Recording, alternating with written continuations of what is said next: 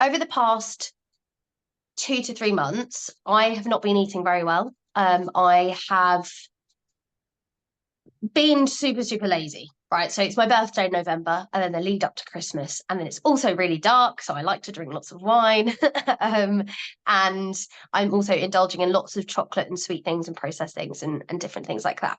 And I don't usually. I have been very consistent in the past years with things like balance and making sure I'm not overindulging.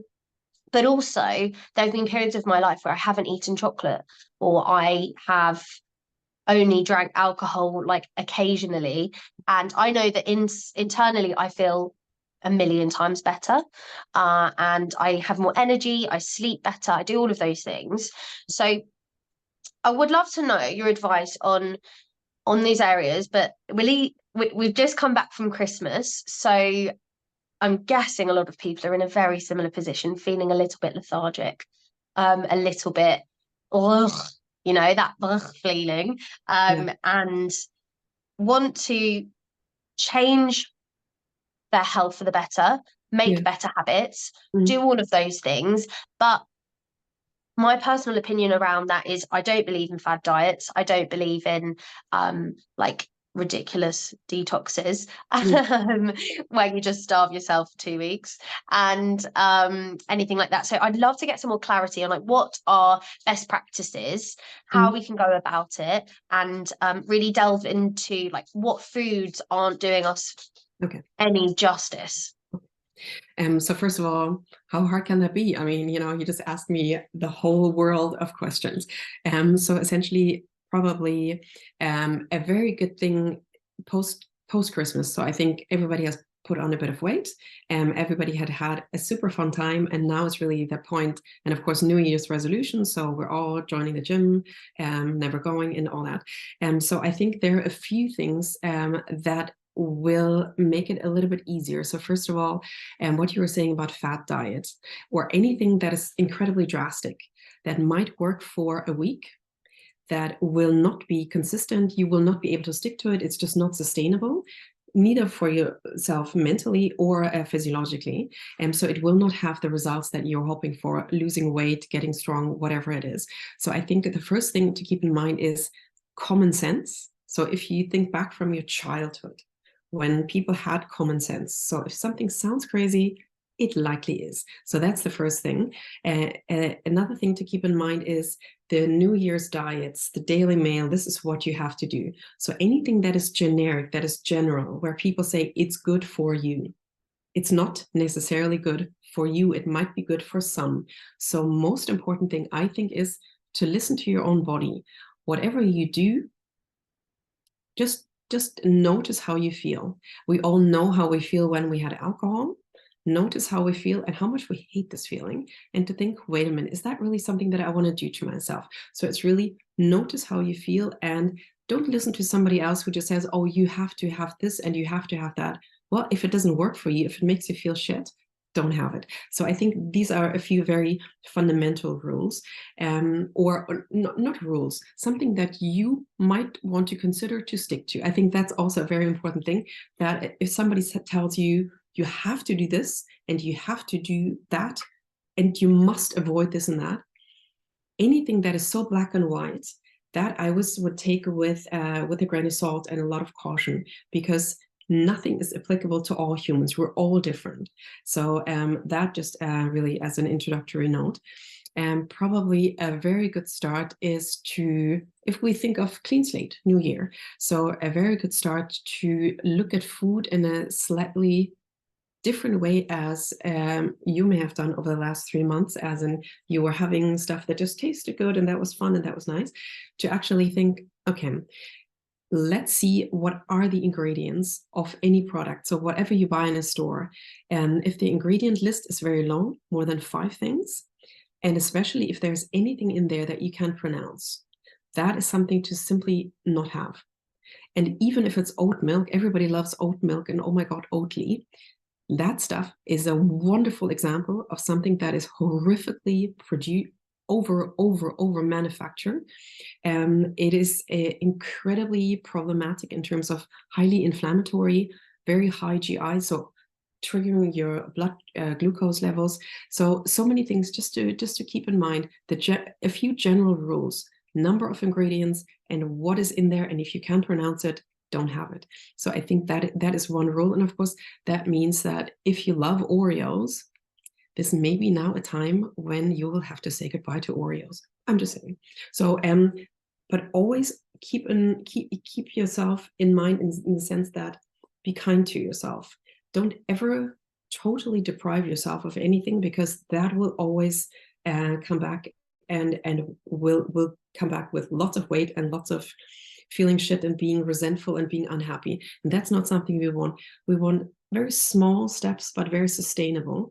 And to essentially, the goal is really to get to a point where you don't want to eat any shit anymore. And that's when you realize that very dark, organic, vegan chocolate is the most wonderful treat there is in the whole world. And you don't even want anything else anymore. But that's a journey to get to. So that is really, be kind to yourself and slowly get there. And I think that you were saying, oh, what's the one advice? How hard can that be? So I think, yeah, the ultra processed stuff, to really only be aware of it, and with that realize what it actually was that you kept eating and what the mechanism is, what made you feel bad, what made you possibly put on weight. Not that you have put on any weight, but it's really things like, you may have heard the expression inflammatory process, inflammation. So everybody talks about inflammatory foods. And many people just wonder, what does that mean? What is an inflammatory food? And the process is very, very simple. Foods we eat and we digest and metabolize, and in the gut, it may not be understood as this is food, this is a nutrient. It may be understood as the immune system as a foreign invader that needs to be fought. And as soon as the immune system recognizes something as a foreign invader, it will upregulate and it will fight it. And this process of fighting is a good thing if it is a foreign invader. But if it is something like a food content, gluten, whatever it is, we will have this constantly upregulated immune system, which is inflammation, chronic inflammation. And if we have a chronically inflamed gut, because we chronically constantly eat something that is not good for us, that will be directly communicated to the brain. The vagus nerve is one of the cranial nerves that connects the gut with the brain. So whatever happens in the gut happens in the brain. And so if we have an inflamed gut, we have an inflamed brain. And just as a side note, everybody knows the expression, you have a gut feeling. And that is really what happens. If something happens in the gut, it happens in the brain. And if we have an inflamed gut, that really means the absorption is not working as it should be, even if we eat highly nutritious foods. But also inflammation is really, if you look at people that look quite puffy, that look like they have been, there's something puffy about them, that is an outer sign of chronic inflammation. Of course, everybody reacts differently, but that is an outer sign of that. And I know that for me personally, over the last few weeks, I know that other people probably don't notice it, but I've noticed that my face and my body seems like more swollen than usual. And I know there's a hormonal element to it, definitely, but I know that it's not just down to that. And I know that it's a buildup of all of the alcohol that I've been drinking, all of the ultra processed foods. And I just want to confirm, with ultra processed and processed, what are examples of an ultra processed and just a processed food? And does that mean, for example, if you're constantly eating ultra processed foods, your inflammation is going to be higher compared to constantly eating processed foods? Yeah. And first of all, the differentiation, processed, ultra processed, it's not really something that is written in the Oxford Dictionary, I don't think, but really it's a very logical approach, if you will. Processed is really, or unprocessed, entirely unprocessed, really a carrot they take out of the ground and eat. That is unprocessed. That's just what it is. If you have wonderful organic chicken and you grill that, maybe in a little bit of coconut oil, and you just grill it, that is processed, because you're not going to eat the chicken raw. So that is processed. Processing is really anything that you do in your own kitchen. that with ingredients that you know that you have yourself, that is not just a TV dinner into the microwave, but that is the basic processing of food in the best possible way, depending on ingredients, but of course that's the way. Ultra processed is really anything that, I think the rule is kind of anything that has more than 5 ingredients. When there are ingredients in there that you don't understand what is, that you can't pronounce. And the ultra processed ones are very much focused on the ability to store these sort of foods a long time, meaning they will contain substances that will make it non-perishable. And this is usually stuff that the body just does not understand, might treat as a foreign invader. So that's kind of the process, how ultra-processed foods may lead to this chronic inflammation. The chronic inflammation side of things, and what you were describing, the puffiness, very important point there is, yes, for females or anyone, it may definitely be hormonal fluctuations. So, but food and the air we breathe, the water we drink, so nothing is ever one cause, one effect. We live in a multifactorial world. So that is very important to keep in mind, that it's not something that if we change one thing, everything's going to be fine. It makes sense to just keep an eye on everything at the same time without getting completely freaked out, but kind of thinking, what are the big ticket items? So for example, the water we drink, is that filtered? Or is that shitty tap water that smells of chlorine and that tastes of funny things and likely contains fluoride? And you would recommend focus on filtered water? I would focus on water is a very good thing to start with. This is something that we do every day in large amounts, but also the air we breathe. Where do we live in our own apartments? Do we have flame retardant furnishings, for example, that constantly emits fumes that are inflammatory, that are toxic?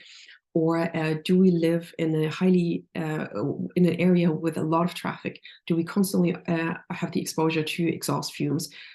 Makes sense to have an air filter at home. So all these things to really think, what are the big ticket items where I live, how I live. Of course, food, nutrition is a huge thing there. Very simply, to start with, what sort of toxins can I avoid? Do I have access to organic foods? Do I have access to, or can I prepare my own foods?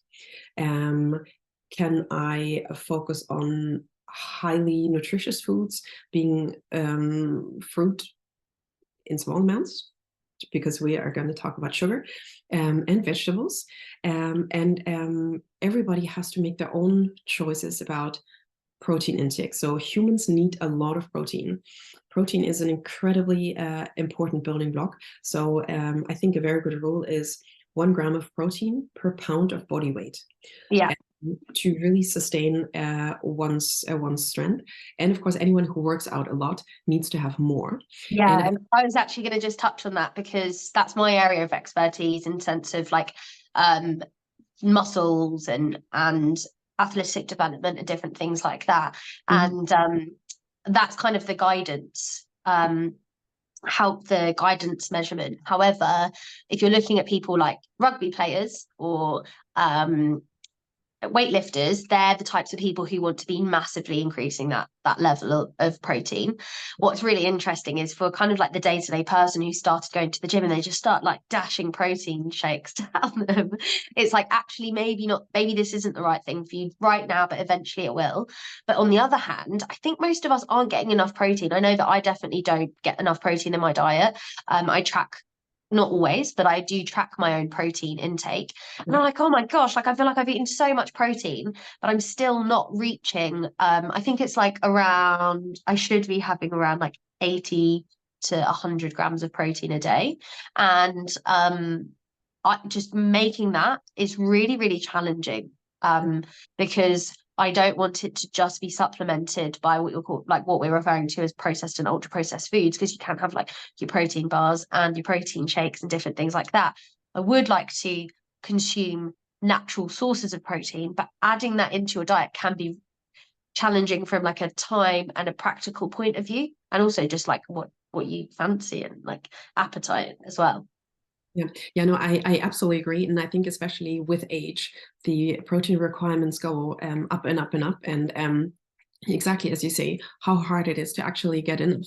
And of course, I'm a lot taller than you. Let's call it that. So my requirement is literally 120 grams a day, and that is just a humongous amount of protein intake. And I really start my day with a can of sardines, and that is of course protein and fat, which is a great start of to the day in terms of the metabolism to start it like that. But what is probably very important for people to, on the one hand, focus on protein intake, to make a decision about or notice how they react to different types of proteins, plant proteins versus animal protein.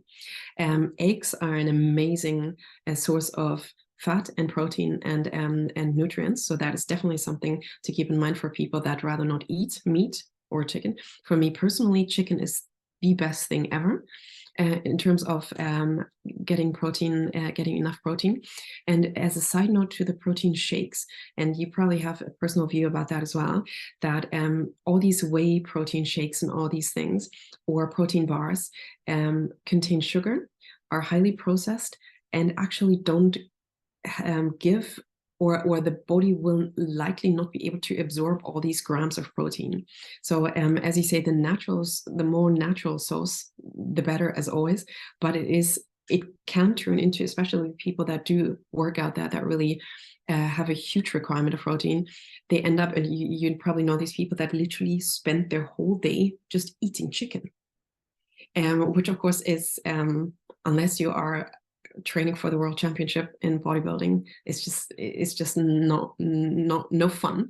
But at the same time, it is so important to give the body what it needs. So it's this balance and essentially routine to get into, to really have a focus on that. There should really be protein with every meal, ideally, to take in enough. So back to your initial question. So what's the one thing?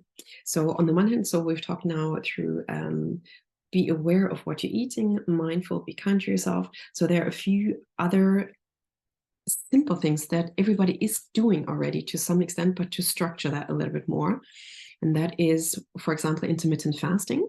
So to be focused on not just eating constantly and snacking in between, but to have a clearly defined eating window, where people have their 8 hours of feeding, 16 hours of fasting, and that is really the 16 hours of sleep plus a little bit more, ideally a few hours before sleep, not having any food, and with that, sleep quality will likely increase.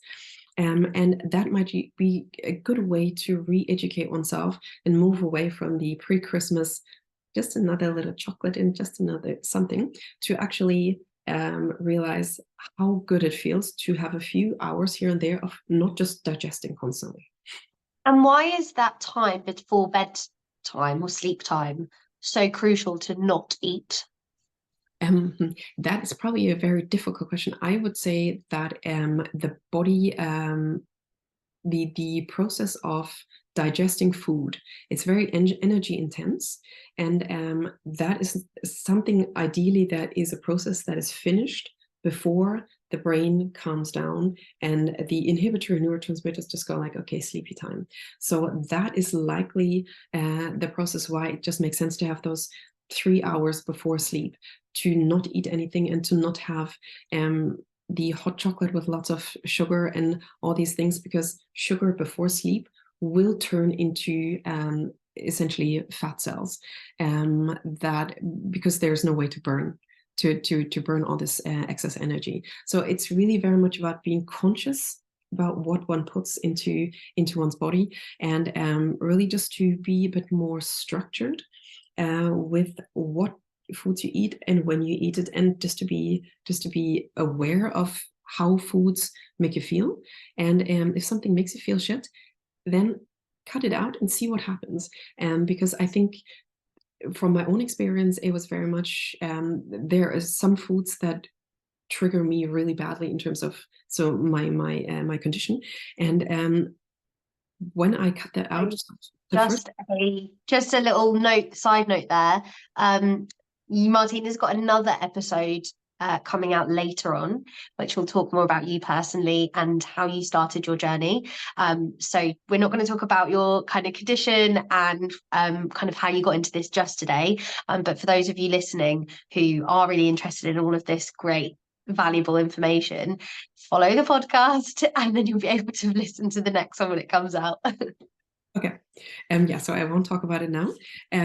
But so yeah, listen to yourself, make your own choices. And I think the one mantra that I always stick to is I channel my own 5-year-old.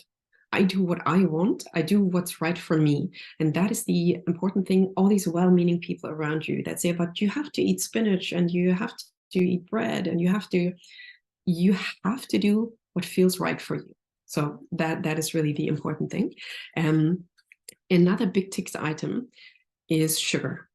And sugar is something that is so incredibly hard to really get under control. We all know that. Everybody else says, oh, avoid sugar. So there are really two problems. On the one hand, to only know where sugar is in a food. So I think with sugar, I get really confused. So I'm like, okay, so like we've got like natural sugars, which you can get from fruit. And then you've obviously got like sugar that you can put in your tea. And then you've also got sugar that you find in like foods, like for example, like milks and what else, like protein bars and different things like that. Like maybe if we could just talk about like what the difference is between those three types of sugars, or if there's more or less.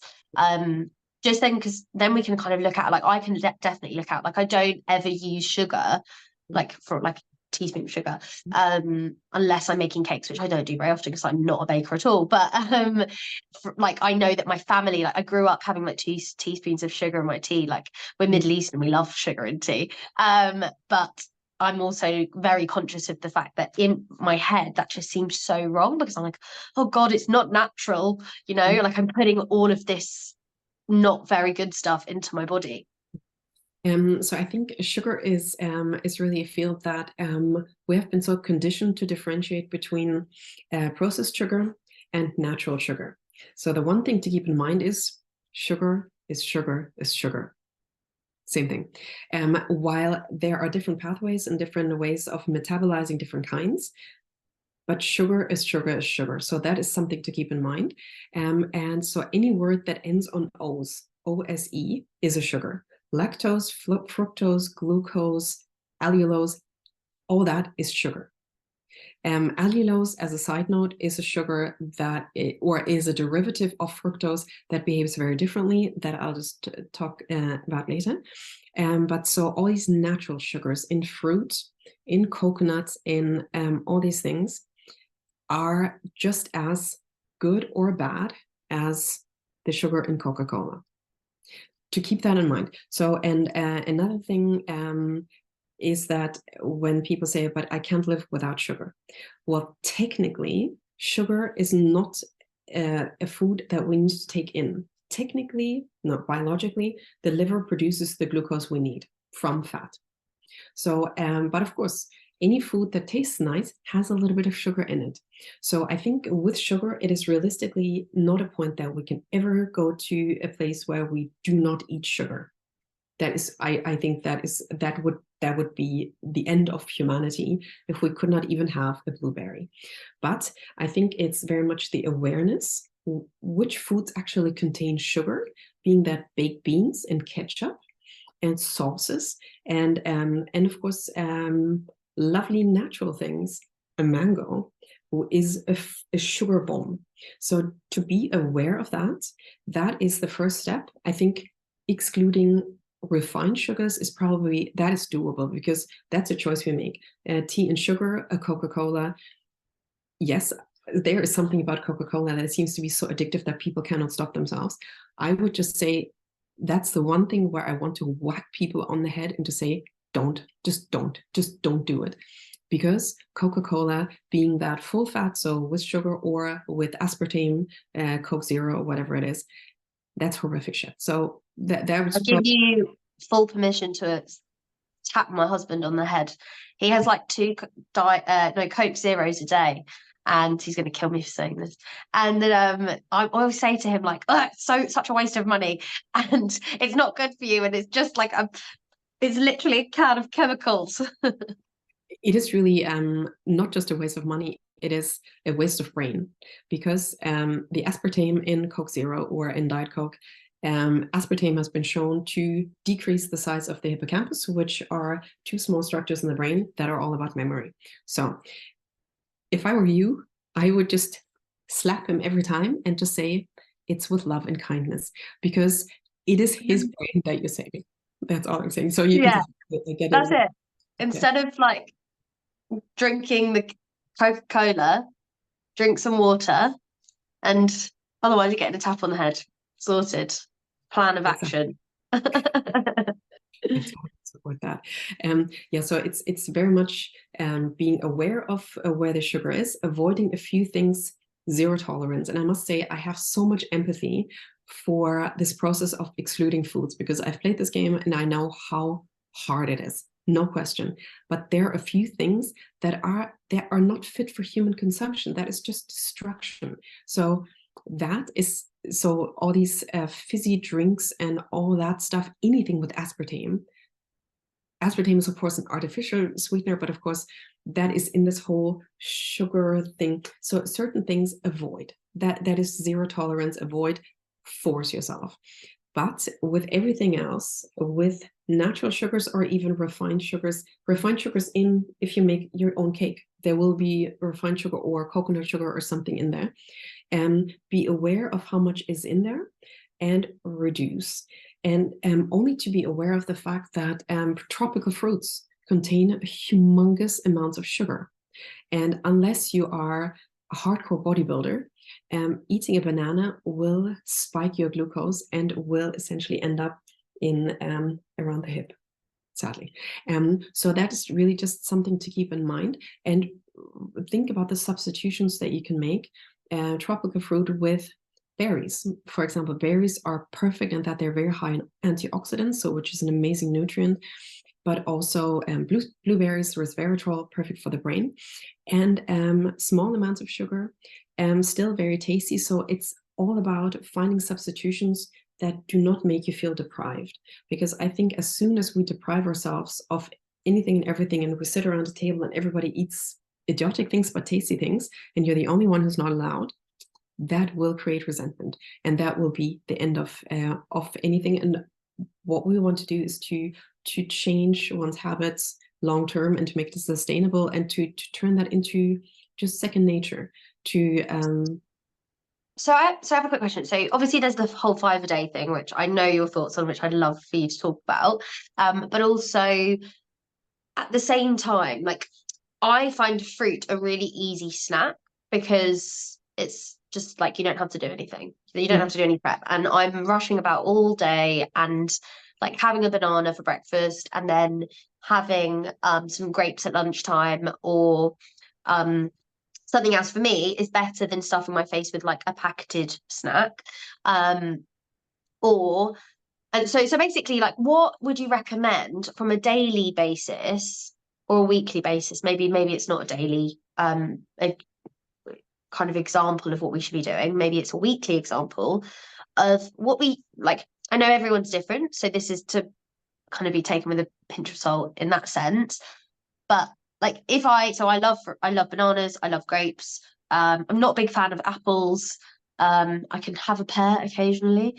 But I also know that I know we say like I don't eat enough fruit and vegetable, because we need the other elements of fruits and veg, not just the sugar. Is there kind of some guidelines that we could work from, or to start from initially, that we could focus on as we enter the new year, as we're trying to really change our habits from grabbing a kind of Rice Krispie bar off the side, and instead we're like, okay, actually I'm going to have banana instead? Yeah, so I think first of all, replacing any processed snack, sweetie food with a fresh fruit, it's a good start. But bananas, grapes, as you say, are incredibly high in sugar, just to keep that in mind. And as a side note, you just mentioned banana for breakfast. I would always avoid high sugar in the morning. So for breakfast, ideally high protein, high fat. And that would be a coconut yogurt with a few blueberries. So it doesn't have to be just a glass of olive oil. That would be healthy, but not super attractive for people, I think. So that, just to keep in mind, starting the day with something high sugar, that sets you up for the famous roller coaster of high glucose, and then you have the crash, and then you need a snack, and then you are up and down and constantly hyper and tired. And that is not great for your energy level, obviously, but terrible for your brain. And of course, that's the kind of shit that any sort of glucose and insulin dysregulation is really the route to insulin resistance, diabetes 2, and of course, the brain is my favorite subject. Diabetes 2 is a very big risk factor for diabetes 3, which is Alzheimer's. So I don't want to scare people into changing their nutrition, but actually to empower people to think like, it's my choice. And blueberries taste so much better than the banana, and the concept of having diabetes 2 later, which is not great. You're on mute. I think that's what the podcast is all about, in a sense that we're re-educating ourselves in regards to what we can do now to prevent long-term health conditions in later life. So I know, like, this can feel and seem super overwhelming, all of this information. And the point is that we're not just all drastically doing it in January, but the fact that we're going to start to slowly introduce this into our daily habits, into our weekly habits, so that in the long term, over 10-year period, we started to regain that understanding, behavioral change that's required to optimize aging. And I know that's, for me, is exactly what I'm trying to achieve from this podcast. Is, although I'm presenting it to people and trying to share it to the world and really re-educate, at the same time I'm learning so much, because I want to live better, I want to make better choices. And I think from that fruit and veg, going back to that, in a sense of like understanding, like, oh, maybe I shouldn't be having a banana, because at the moment I'm having a protein bar and a banana for breakfast, and then by the end of the day I'm like super hungry. And I guess that, like, that spike in energy and that drop is affecting my hunger throughout the day. So it's like, now it's like, okay, now when I go to reach for that banana in the morning, I'm going to wait a little bit longer and opt in for something. Like, maybe I was going to ask about the coconut yogurt and fruit, because I'm not a big fan of coconut yogurt and I think it's a bit of an acquired taste. But would Greek yogurt be a good substitute? If it is high fat, that's the most important thing. Organic, ideally. And if you tolerate dairy, it's fine. Many people don't actually tolerate dairy, and that is something that doesn't necessarily need to have a gut response, but it may be a skin response. So acne, for example, is highly correlated with a dairy intake, and that's casein in dairy. Or it may be the famous, like, puffiness that people have. It may be an inflammatory response that people have to dairy. If you don't have that, and of course, I think by now you're very, very aware of yourself and you're watching yourself. So if you don't have that, and if you have a high fat, organic, wonderful Greek yogurt with some berries, maybe some nuts, perfect start to the day, I would say. So the high fat, and of course, yogurt contains protein as well, and possibly an egg. If you like eggs for breakfast, eggs are the most perfect food in terms of the fat and protein intake. And eggs contain a nutrient called choline, which is amazingly supportive for the brain, for memory function, and certain vitamins that are in eggs. So sadly, I cannot eat eggs, but I'm always very enviously watching people having eggs for breakfast, because it's the perfect start to the day, I would say. Amazing. And like, annoyingly, I mean, not annoyingly, but I mean, luckily I was able to do a blood test on my intolerances, and annoyingly, egg whites have come up as something that I don't basically inflames my body. So, I mean, I'm a big fan of egg yolk, and I know that there's lots of fantastic things in egg yolks, and not to be scared of them from a fat perspective, because I think maybe a few years ago there was this like whole thing like, don't eat egg yolks, it's full of cholesterol, you know, that thing, and it's like, no, it's good for you. For the brain, yeah, exactly. And to your question around the 5 a day before, so I think the 5 a day is a it's very good to have those very simple guidelines so that people can actually stick to that. What you were saying before, sticking to one's own common sense, that's the perfect guideline. But the 5 a day, ideally, very or focus on low sugar fruit. You will have a few fruit in there, low sugar berries ideally, and ideally some dark green leafy vegetables. So that's classic rucola or kale, or these dark leafy vegetables, and cauliflower and broccoli. Incredibly good. And some root vegetables. So root vegetables are high in sugar usually, but incredibly tasty, of course, and incredibly healthy, and so very nutrient dense. So that is a very nice part of this 5 a day. The one thing to keep in mind is potatoes do not fit into there, because potatoes are just glucose bombs. So to think like, oh, French fries are part of my 5 a day, that I think we all know is just a lame excuse. And just as a side note, potatoes belong to the group of nightshades. So nightshades are plants that, if you look at them, or fruit, and they're all fruit, they look very diverse. So if you think tomatoes, bell peppers, white potatoes, I think acai, so various different things are considered nightshades. The one thing that they have in common is that at the top they have something that looks like a little hat. So that's how you can recognize these are nightshades.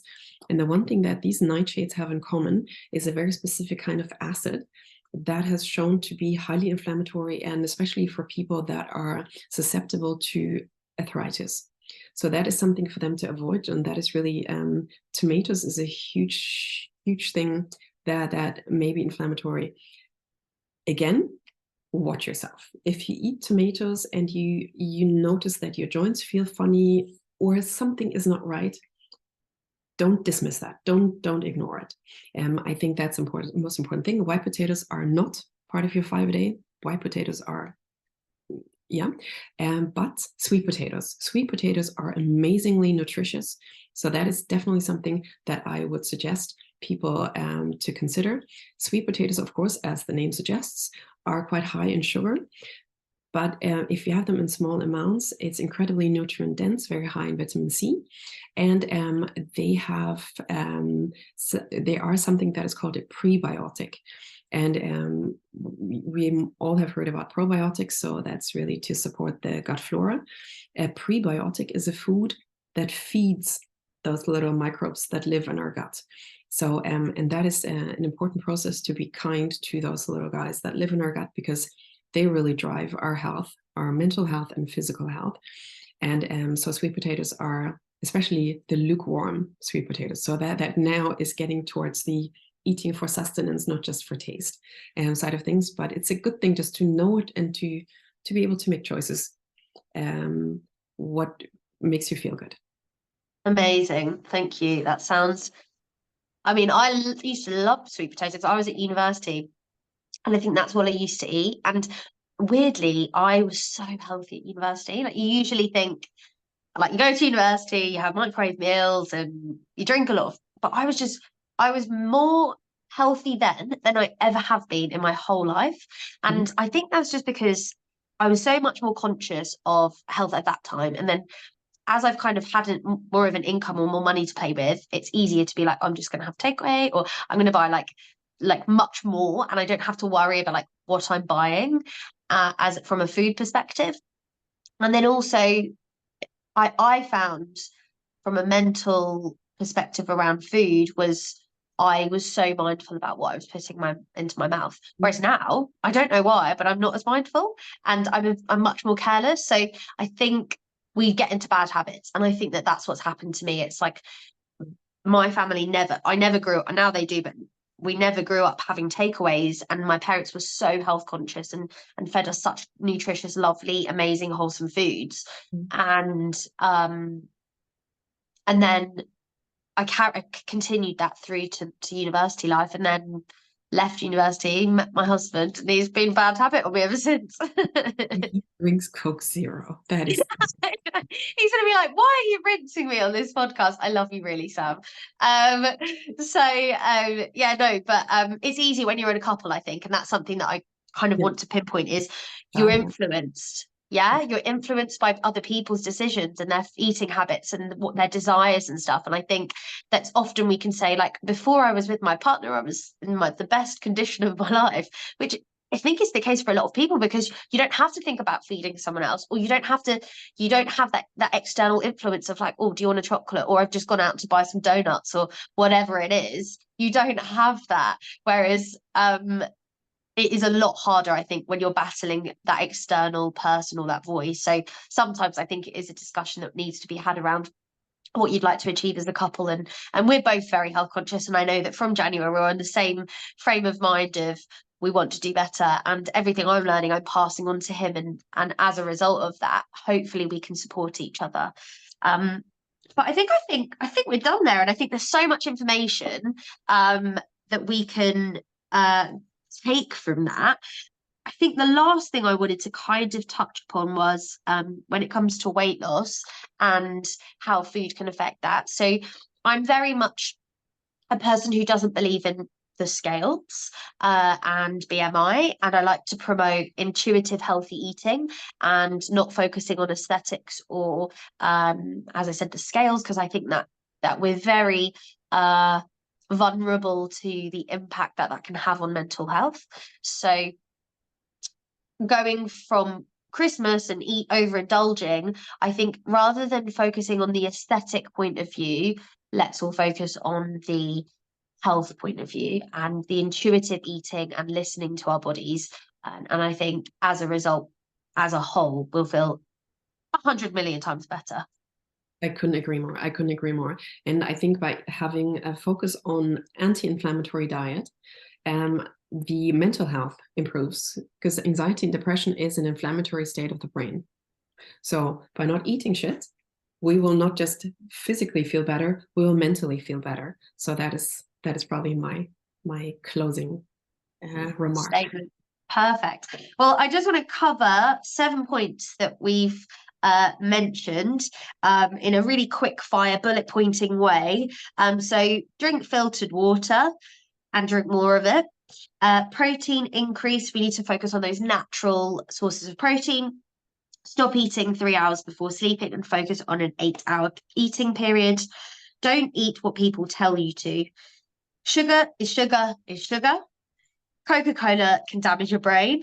And 5 a day is a mix of fruit and veg. And I think if we take those small pieces of information through to January, February, March, April 2024, it's going to be a really good way of improving our overall health. So when you're, instead of picking up a fizzy drink or something, maybe go and get some water instead. And instead of picking up that protein bar, what can we have? Maybe some scrambled eggs or something like that. So I think those things are going to really help me personally as I move forward. So that's brilliant. Thanks, Martina. Okay. And actually, if we wanted to find out about more from you specifically, I'm going to definitely tag all the links in the podcast notes down below, but feel free to shout your website out.